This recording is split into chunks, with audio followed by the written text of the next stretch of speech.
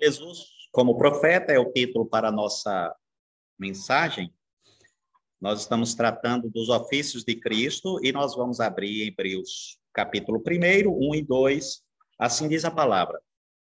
Havendo Deus outrora falado muitas vezes e de muitas maneiras aos pais pelos profetas, nestes últimos dias nos falou pelo Filho, a quem constituiu herdeiro de todas as coisas, pelo qual também fez o universo. Amém. Semana passada nós vimos este versículo, o primeiro versículo, meus irmãos, e hoje nós vamos ver o segundo versículo. O primeiro versículo, nós fizemos alguma pergunta sobre ele. Quem falou? Deus. Quando falou? Antigamente, outrora, no passado. Quantas vezes Deus falou? Muitas vezes.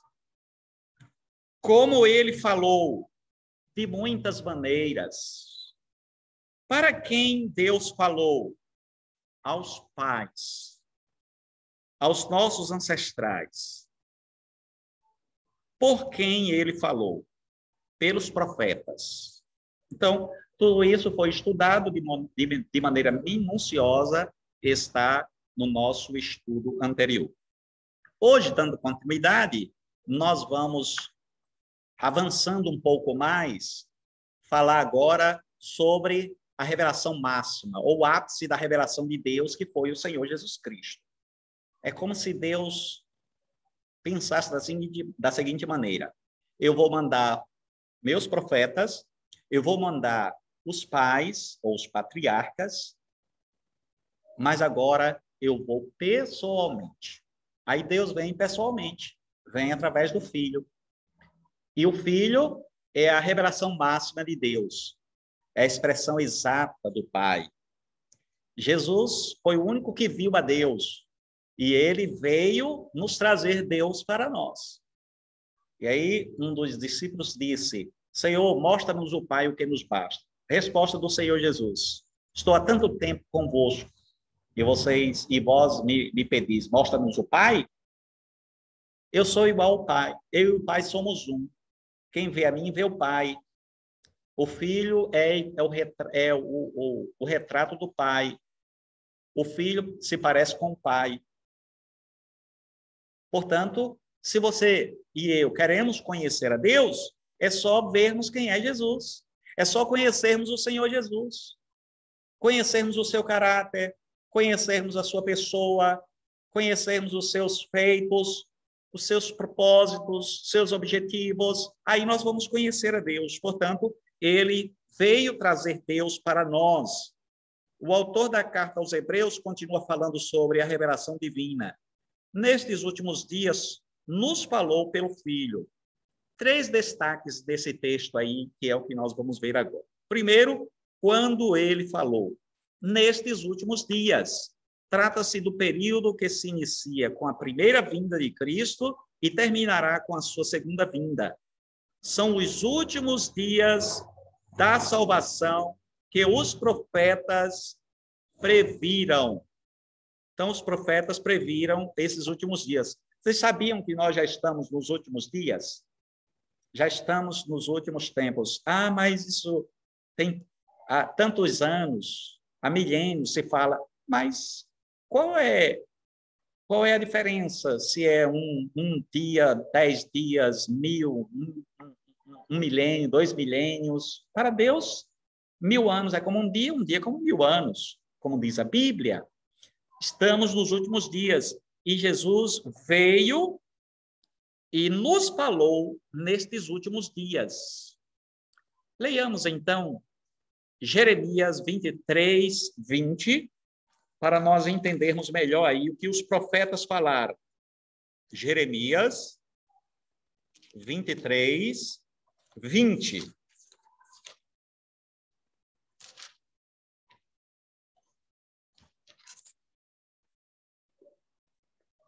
Não se desviará a ira do Senhor até que ele execute e cumpra os desígnios do seu coração. Nos últimos dias, entendereis isto claramente. Então, o profeta Jeremias aponta para esta época, falando que estamos nos últimos dias e o Senhor Deus, ele graciosamente agora revela a sua misericórdia, a sua salvação, porque Deus, irmãos, estava irado com a humanidade, ou está irado com a humanidade caída, perdida, por ter ofendido a Deus, por ter pecado, por ter quebrado a lei de Deus. Mas ele resolveu demonstrar a sua graça por meio do seu Filho, que veio, de fato, trazer esta última revelação de Deus, ou a revelação máxima de Deus nestes últimos dias. Vejamos hoje vivemos hoje nos últimos dias. Segundo lugar, então, a quem ele falou? A nós nos falou. Então, Deus nos falou por meio de Jesus. E aí você vai ter os apóstolos, né, o Senhor Jesus Cristo, os apóstolos, e estes apóstolos escreveram, registraram esta revelação de Deus, ou o ápice da revelação de Deus. O Senhor Jesus Cristo traz a revelação máxima de Deus e foi registrado, foi escrito. E você tem hoje esta revelação, que é a Bíblia. Não se perdeu, irmãos. Se os apóstolos que receberam a revelação de Deus, e foi comprovado que, de fato, era a revelação de Deus com os milagres, com os sinais, se eles não tivessem registrado, hoje estaríamos na escuridão. Hoje estaríamos perdidos, porque cada um aparece dizendo ter recebido uma revelação de Deus. Cada um aparece dizendo ter recebido o 21. Leia aí, por favor.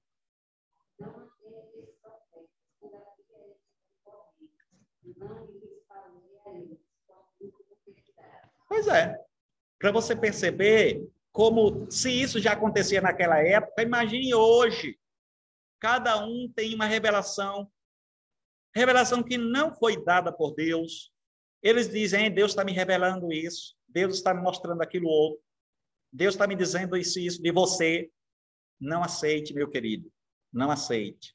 Se alguém vier para você e disser, Deus está me falando isso e isso, se cale, não aceite como palavra de Deus, a menos que o que a pessoa esteja falando esteja nas Escrituras, ok? Aí você aceita sim, porque é palavra de Deus. Portanto, esta revelação que foi dada aos apóstolos, ao Senhor Jesus Cristo, chegou para nós hoje, porque ela foi preservada, ela foi registrada, ela está nas Escrituras Sagradas e nós podemos crescer, amadurecer e conhecer a palavra de Deus, a vontade de Deus para a nossa vida. O alvo da revelação é a geração presente, nossa geração, nossos dias. É através de Jesus que Deus nos fala hoje, através da palavra, das Escrituras, dos milagres de Jesus, das obras de Jesus, dos ensinamentos do Senhor Jesus Cristo, e tudo isso está registrado na Bíblia. Daí porque nós precisamos ler a Bíblia. Tem pessoas que não leem mais a Bíblia, alegando que recebe diretamente de Deus a revelação, e essa pessoa vai cair no laço do diabo. A palavra de Deus, a vontade de Deus, meu irmão, minha irmã, está registrado na Bíblia, nas Escrituras. E você pode e deve ler, estudar ou ouvir mensagens bíblicas. Uma mensagem bíblica pregada com coerência, com verdade, é a própria voz de Deus, é a própria palavra de Deus. Não a mensagem antibíblica, extra-bíblica, ou a mensagem que a pessoa diz ser recebida de Deus, mas que não é coisa nenhuma. Ou então, uma interpretação errada da própria Escritura, como fazem as seitas, que pegam textos isolados, fora do seu contexto, e traz uma mensagem, mas uma mensagem distorcida, Uma mensagem que parece ser palavra de Deus, mas que não é, porque você pega um texto isolado e transforma naquilo que você quer falar e não naquilo que Deus quer falar. Se você pega um versículo bíblico e lê dizendo que é palavra de Deus e não observa se aquele versículo bíblico concorda com toda a Bíblia, você poderá criar uma doutrina falsa. Não é à toa que alguém já disse que a Bíblia é a mãe das heresias. O que essa pessoa quis dizer foi que os hereges, as seitas, as falsas religiões, acredite se quiser, se utilizam da Bíblia para ensinar suas doutrinas. E se ela ensina falsas doutrinas e eles retiram da Bíblia, eles estão sendo hereges, estão corrompendo as Escrituras. Porque o ensinamento da palavra de Deus, ele precisa ser ensinado de forma correta. Eu não posso pegar um texto, por exemplo, vamos dar um exemplo para ficar mais claro aqui para a gente. A Bíblia diz que alguns homens de Deus no passado praticaram a poligamia. Aí você vai lá ver, diz, Salomão teve 1000 mulheres, teve 1000 mulheres. E você lê um texto desse, vai chegar à conclusão, se você não tiver cuidado de examinar toda a Escritura, vai chegar à conclusão que você também pode ter 1000 mulheres. Ou, quem sabe, 2, 3. Você entende? É um perigo muito grande se pegar, meu irmão, minha irmã, um texto isolado e fazer e transformar numa doutrina. Nós temos que entender o contexto, a época. E se Deus realmente quis que fosse assim com Salomão e com outros, Deus, ele tolerou, mas não autorizou, mas não idealizou. Pelo contrário, Deus fez um homem e uma mulher para se casar. Então, nós precisamos pegar as Escrituras e estudá-la de forma coerente, de forma correta.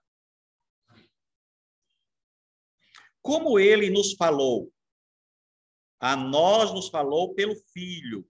Filho é o pensamento principal, a ideia-chave. Jesus é o profeta maior e superior a todos os profetas que existiram anteriormente. E aí você tem vários textos falando sobre este profeta. Vamos ler pelo menos um? Leia lá Deuteronômio 18, 18. Deuteronômio 18, 18.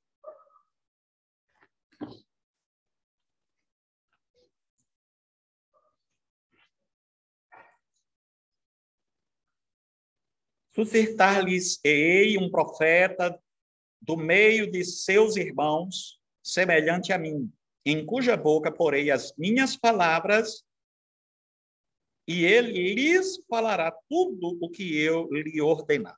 Aqui nós temos, irmãos, uma profecia de Moisés. Moisés, então, aponta para o profeta maior, para Jesus. Nós, muitas vezes, por estarmos tão acostumados com Jesus, tão acostumados com uma pessoa que veio na Palestina 2000 anos atrás e que alegou ser o Filho de Deus e que fez milagres e que deu ensinamentos, muitas vezes nós relegamos isso a uma coisa de só menos importância. Mas acredite, Jesus Cristo, meus queridos, é o próprio Deus encarnado. Jesus Cristo é o Filho de Deus, não é qualquer coisa, não. Não foi qualquer homem, não. Jesus Cristo é a nossa glória, é a nossa vitória sobre a morte, sobre o inferno, sobre o pecado, sobre o diabo. Jesus Cristo é o suprassumo. Jesus Cristo é a expressão máxima de Deus aqui na terra. Jesus Cristo é a nossa salvação. Não fosse Jesus Cristo, ele não tivesse vindo. Não é porque ele se humanizou que ele é menos Deus, não. Ele é Deus. Ele é o próprio Deus, o próprio Filho de Deus. É o profeta. E aí, os judeus chegaram para João Batista e disseram assim: quem é você? Diga quem é você. Você é o Salvador, o Messias? Não. Você é o profeta? Olha, a cilada. Isso, na verdade, era uma cilada. Porque João, de fato, era um profeta. Mas eles não perguntaram um profeta.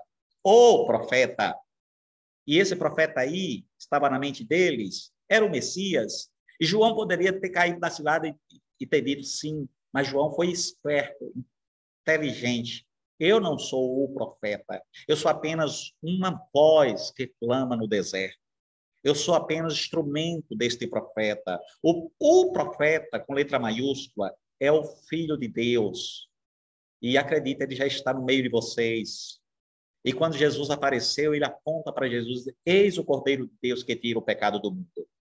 Então, nós precisamos entender que Deus trouxe a sua revelação máxima para nós, nos dando seu próprio Filho, o Senhor Jesus Cristo. Jesus é o Filho de Deus, Filho único que nos trouxe a revelação definitiva e completa. Ele não é um mero veículo de revelação, e sim Deus em forma humana. Esta revelação não é fragmentária, mas completa. Não parcial, mas perfeita. Não preparatória, mas final. Não precisamos mais de nenhuma outra revelação. Não esperemos mais um outro Messias, um outro Salvador. Deus já mandou tudo que ele tinha para mandar, e esse tudo não é coisa pouca, é o seu máximo, é o seu próprio Filho. E este próprio Filho dele, ele não apenas nos salvou, mas ele é o governador máximo de todo o universo. Ele recebeu autoridade máxima, poder máximo, governo máximo, e está sentado à direita de Deus. Significa dizer que ele tem todo o poder e autoridade para governar este universo. Ele é o próprio Deus, o próprio Filho de Deus. Então, Jesus é a revelação máxima, completa, não fragmentada, não parcial, mas perfeita e final. 2 pontos ou princípios teológicos que precisam ser destacados. Primeiro, Jesus não era um profeta semelhante aos outros, mas ele mesmo era a fonte da revelação de Deus. Imagine, ele era a fonte, ou o que ele falava, o que ele ensinava era autoridade máxima, era poder máximo. Ele era o próprio Filho de Deus que veio. Jesus é a revelação superior e perfeita de Deus. Ninguém jamais viu a Deus. O Deus unigênito que está no seio do Pai é quem o revelou, que está em João 1,18. Então, se Jesus veio do seio do Pai e está no seio do Pai e veio até nós, ele então trouxe o máximo de Deus para nós, que foi o próprio Deus encarnado, que foi o próprio Filho de Deus, que é o próprio Deus. E Hebreus 1:3. O que é que diz aí Hebreus 1:3? Não. 1:3. João 1:18 já foi lido.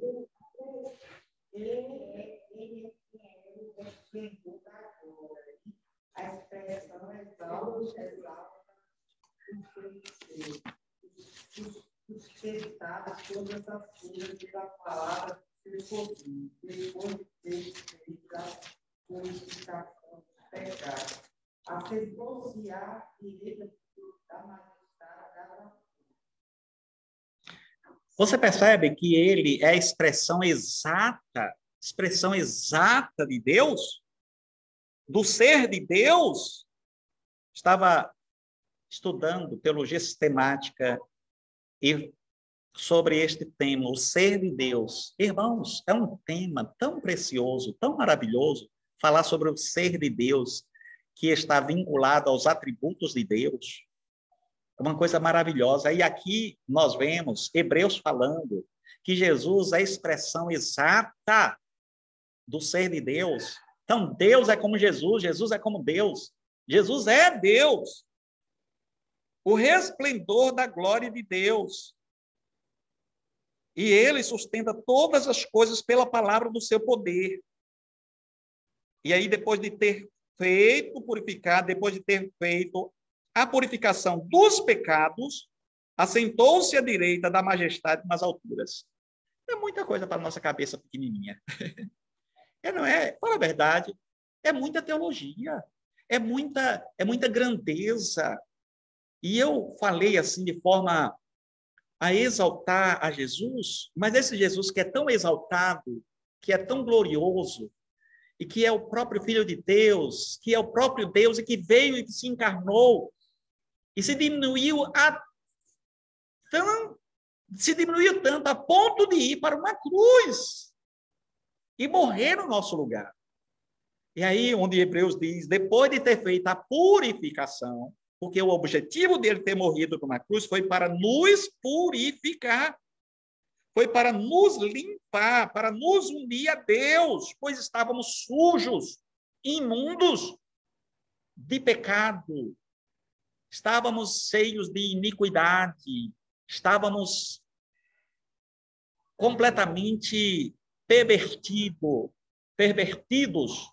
estávamos contaminados com a nódoa do pecado, e ele veio e purificou. O seu sangue foi suficiente, irmãos, para nos purificar, para nos lavar e para nos unir a Deus de novo, porque Deus é santo e só tem comunhão com quem é santo.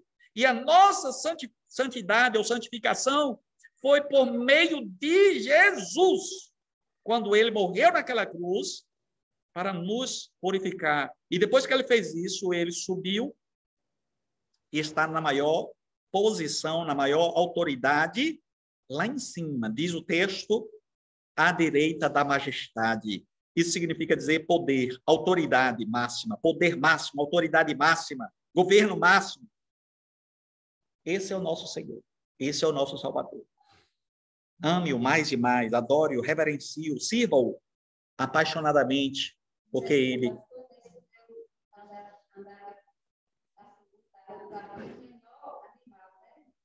Isso, para você ver como ele... pois é, né? Aquelas coisas que muitas vezes nossa mente não entende. Como é que alguém que é tão poderoso, tão eterno, tão perfeito, tão sublime, tão glorioso, tão rico, se diminuiu tanto a esse ponto? Ele não escolheu o palácio para nascer, mas nasceu de uma família pobre, num lugar pobre, numa estrebaria, andou montado num animal mais simples, né? Andou de forma simples, mas ao mesmo tempo era o próprio Deus. Era o rei do universo. Era e é o Senhor dos senhores, o rei da glória. Aquele que reflete a glória de Deus compartilha da sua natureza. A palavra no grego é caráter, comumente usado para um carimbo ou uma gravação. Um carimbo num selo de cera terá a mesma imagem que a gravura no selo. Jesus, então, é a expressão exata da natureza e da essência de Deus. Expressão exata, o caráter exato, né? Quando o texto nos fala que é a expressão máxima, a expressão exata, ele é o caráter exato de Deus. O que é que diz aí Colossenses 1,15? Nós não poderíamos deixar de ler esse texto, que ele também é muito rico, muito rico. Colossenses 1,15.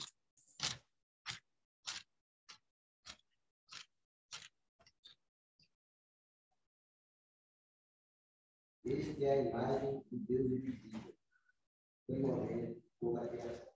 Veja, imagem do Deus invisível. Imagem é reflexo.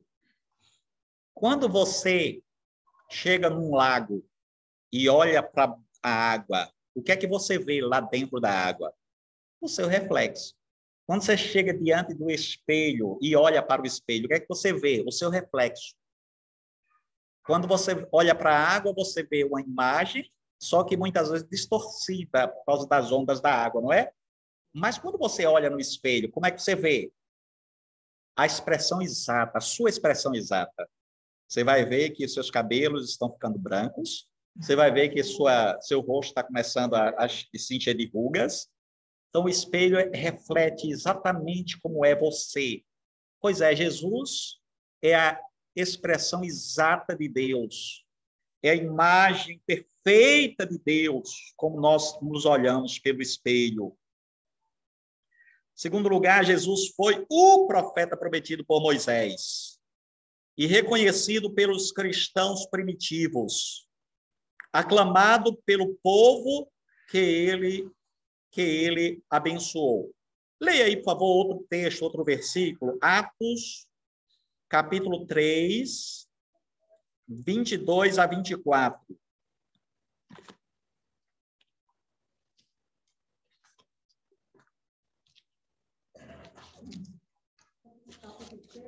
Três, 22 a 24.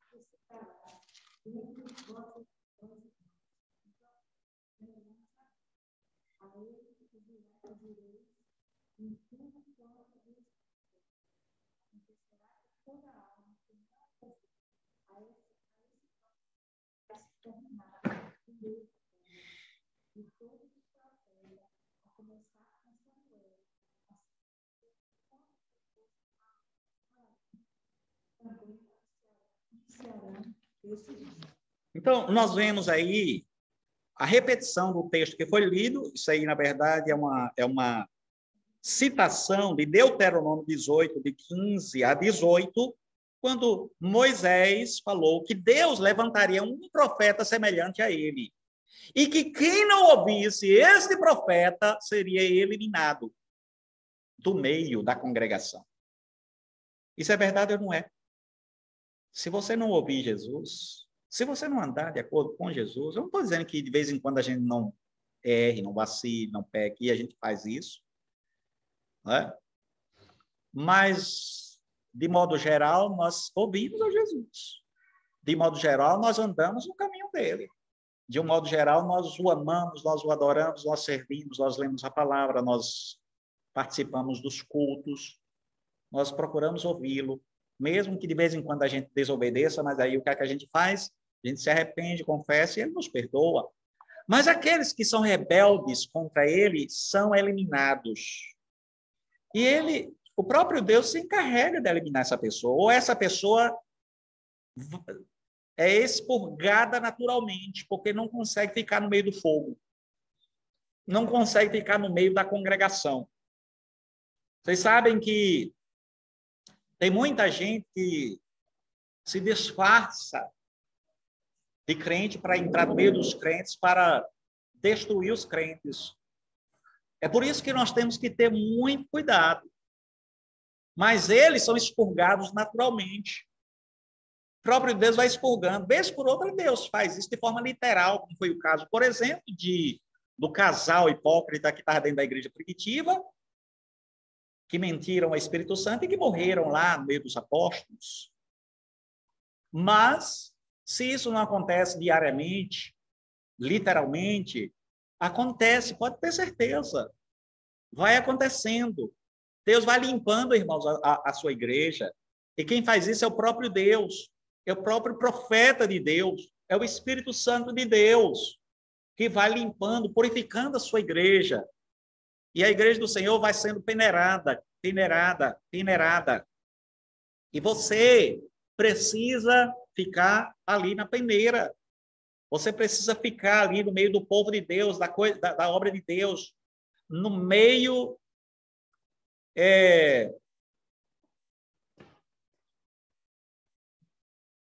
Como é o nome daquelas duas culturas que um parece com o outro, que está na Bíblia? O joio e o trigo, obrigado. Então, você é joio ou é trigo? O joio, na hora certa, vai sair do meio do trigo. Aí o homem chegou para o patrão e disse, o senhor quer que a gente arranque o joio? E o patrão disse o quê? Não, não arranque não, porque você não conhece exatamente quem é o joio, pode ser que você arranque o trigo pensando que é joio. Mas na hora certa, na hora da colheita, aí é que vai fazer a distinção. O trigo é trigo, só vai dar trigo, só vai dar um fruto bom, mas o joio não dá trigo, coisa nenhuma.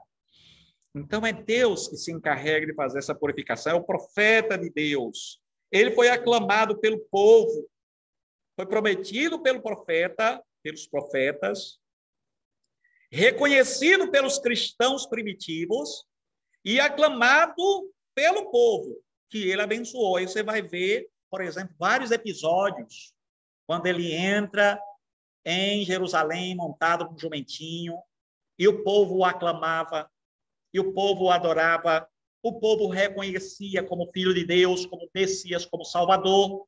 E hoje nós o reconhecemos, amém? Hoje nós reconhecemos Jesus. Hoje nós amamos a Jesus, nós servimos a Jesus. Ele é aquele sobre quem foram feitas as profecias do Antigo Testamento, conforme ensino do próprio Jesus. Aplicação prática ou aplicações práticas. Deus fala conosco todos os dias, de diversas maneiras. Devemos estar atentos para ouvir a voz de Deus. Devemos falar da salvação de Deus para outras pessoas. Deus nos capacita com o Espírito Santo para fazermos isso. Jesus é o profeta excelente. É a revelação de Deus. Oremos. Senhor, obrigado pela tua palavra. Muito obrigado, porque o Senhor enviou o profeta maior, o nosso Salvador, o nosso Redentor, a expressão máxima do Senhor, o próprio Filho de Deus. Muito obrigado, Senhor. Louvado seja o teu nome. O Senhor nos escolheu, nos entregou a sua revelação, e nós queremos viver esta revelação e transmiti-la para outras pessoas.